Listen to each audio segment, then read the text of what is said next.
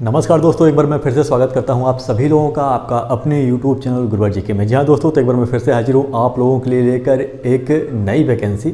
असल में यह वैकेंसी नहीं है, असल में यह अप्रेंटिसशिप की एक फॉर्म निकाला गया है IRCTC की तरफ से। जी हाँ दोस्तों, इस अप्रेंटिसशिप के बारे में आज हम बात करने वाले हैं। कौन कौन इस फॉर्म को भर सकता है और ज़रूरी योग्यता क्या है इस फॉर्म को भरने के लिए, कितनी सैलरी मिलेगी और कितने पीरियड का होगा, यानी कि यह जो ट्रेनिंग होगा वह कब तक आप लोगों को करना होगा। इन तमाम पहलुओं पे हम इस वीडियो में चर्चा करने वाले हैं।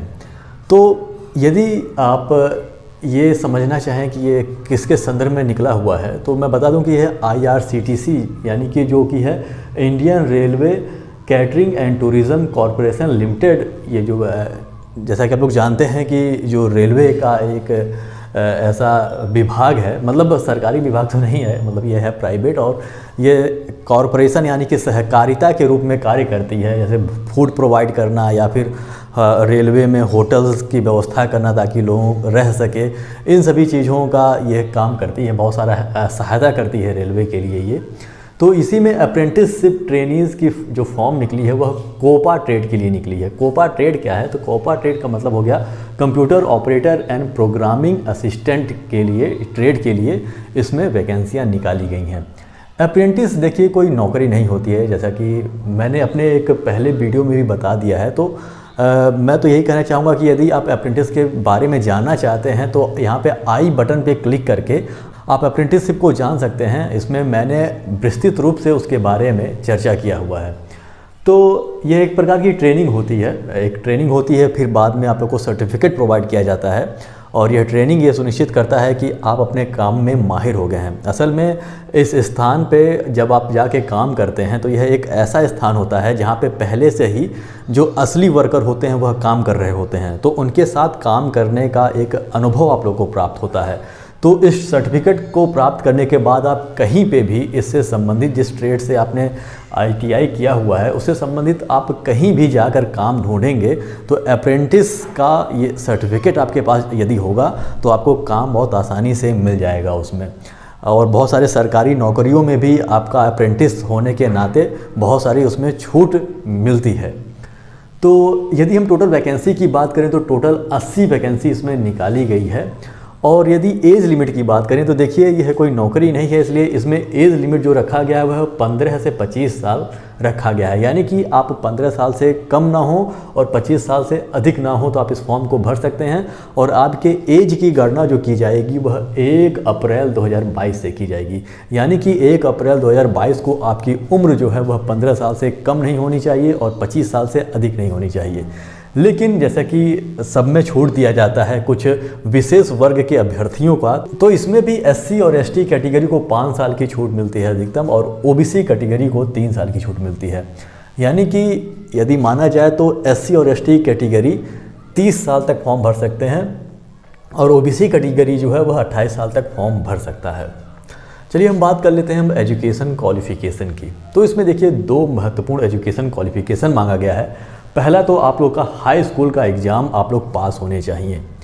आप लोग हाई स्कूल एग्ज़ाम पास हैं और 50% मार्क्स होना चाहिए कम से कम हाई स्कूल में आपका। 50% से अधिक कम है तो आप इस फॉर्म को नहीं भर पाएंगे, 50% से अधिक है तो आप इस फॉर्म को भर सकते हैं। और 50% से अधिक क्या, आपका यदि अच्छा खासा नंबर होगा, मान लीजिए 70%, 80% से ऊपर है तो ही ज़्यादा बेहतरीन रहेगा, क्योंकि इसका सिलेक्शन प्रोसेस भी ऐसा है कि वो हाई स्कूल के मार्क्स के बेस पे ही है। एक तो हो गया आप लोग का हाई स्कूल का मार्क्स, आपके मतलब हाई स्कूल के एग्ज़ाम आप लोग पास होने चाहिए और 50% मार्क्स के साथ, मतलब इससे कम नहीं होना चाहिए। और आप लोग के पास ITI का सर्टिफिकेट होना चाहिए इन कोपा, यानी कि computer operator and programming assistant के ट्रेड से आप लोगों ने यदि ITI का सर्टिफिकेट आपके पास है, आपने ITI किया हुआ है, तो आप इसके फॉर्म को भर सकते हैं। लेकिन इसका जो डेट रहेगा वह 1/4/2022 ही निर्धारित किया गया है। यानी कि आपका जो ये क्वालिफ़िकेशन है वह आपने 1 अप्रैल 2022 तक हासिल कर लिया हो। यदि उसके बाद आपका है तो आप इस फॉर्म को नहीं भर सकते हैं। पीरियड, यदि ट्रेनिंग पीरियड की, जैसा कि मैंने बताया कि यह कोई नौकरी नहीं है, इसमें ट्रेनिंग किया जाता है और बहुत सारी ट्रेनिंग होते हैं, किसी किसी में तो 6 महीने, किसी किसी में 8 महीने, लेकिन इसका जो ट्रेनिंग पीरियड है वह 1 साल का है, किसी किसी का 2 साल का भी होता है। तो 1 साल के लिए आपको ट्रेनिंग करना होगा, इसमें अप्रेंटिसशिप करना होगा। वर्क प्लेस की यदि मैं बात करूँ तो दिल्ली में कहीं पे भी हो सकता है, जहाँ जहाँ IRCTC के संस्था हैं, जहाँ पे काम होते हैं इस क्षेत्र से संबंधित, तो वहाँ पे आप लोग को भेजा जा सकता है काम के लिए, दिल्ली में कहीं पे भी। यदि सैलरी की बात करें तो इसमें देखिए 7,000 पर महीने आप लोग को मिलेगा। जैसा कि मैंने बताया कि यह कोई नौकरी नहीं है, यह सैलरी आप लोग को कम मिल सकती है, लेकिन कहीं पे भी यदि आप जाएंगे तो अप्रेंटिसशिप में ऐसी ही सैलरी मिलती है। मतलब इतना मिलता है कि आप किसी तरह से वहाँ पे जाकर अपना गुजर बसर कर पाएँ। 7,000 में लगभग मान लीजिए कि अब 3-3,5 हज़ार का कोई छोटा सा रूम लेके रह पाएँ आप लोग, और जो पैसे बच जा रहे हैं उससे अपना और भी खर्चा जो है किराया आने जाने का या फिर खाने पीने का, तो मतलब इतने में आप लोग का हो जाएगा, घर से कुछ लेने की आवश्यकता नहीं पड़ेगी। अगर आप साधारण जीवन जीते हैं तो अब आप बहुत बड़े राजा महाराजा की तरह जीवन जीने वाले हैं तो 7,000 आप लोग के लिए कम पड़ जाएगा, आप लोग को घर से पैसे मंगाने ही पड़ेंगे। लेकिन संस्थाएं इतनी व्यवस्था कर देती हैं कि आपका काम चल जाए किसी तरह से। इसमें कोई प्रॉफिटेबल ऐसा नहीं है कि आप लोग को इतना पैसा दिया जाएगा कि आप बैंक बैलेंस बना सकें। सिलेक्शन प्रोसेस की यदि मैं बात करूं तो on the basis of the 10th के परसेंटेज के बेस पे आप लोग का सिलेक्शन होगा। यानी कि हाई स्कूल में आपका जितना मार्क्स रहेगा, जितना परसेंटेज रहेगा, उसी के आधार पे आप लोग का एक कट ऑफ लिस्ट तैयार किया जाएगा और उसी के आधार पे आप लोग का सिलेक्शन होगा। यदि 2 या 2 से अधिक अभ्यर्थियों का नंबर सेम रहता है हाई स्कूल में और सीट एक ही खाली रह जाती है और एक ही सीट पे सिलेक्शन होना है, तो पहले उसको प्रेफरेंस दिया जाएगा जिसका उम्र अधिक होगा।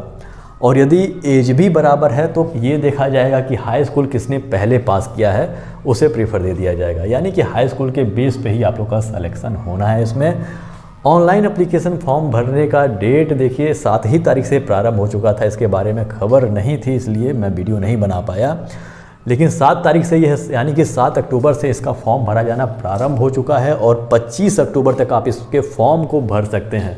तो काफ़ी कम समय बचा हुआ है। आज जैसे ही 12 तारीख हो गया है तो लगभग 12 दिन और बचा हुआ है। तो यदि आप फॉर्म भरना चाहते हैं तो आप फॉर्म भर लीजिए, फ्री में आप फॉर्म भर सकते हैं। यानी कि फॉर्म भरने के लिए किसी भी प्रकार के पैसे की आवश्यकता नहीं पड़ेगी। बस आप लोग को कुछ चाहिए तो आप लोग का उम्र देख लीजिएगा, ये दोनों जो भी क्वालिफ़िकेशन मांगा गया है ये है, और आप लोग का सिलेक्शन इसमें हो जाएगा। यदि आपका हाई स्कूल में मार्क्स यदि बढ़िया हो, ये मान के चलिए कि अब देखिए बहुत सारे लड़के परेशान होते हैं कि सिलेक्शन कितने पे होगा, ये होगा या होगा। इससे ज़्यादा मतलब नहीं होना चाहिए, क्योंकि सबसे बड़ी बात कि फॉर्म भरने के लिए कोई पैसा नहीं लग रहा है।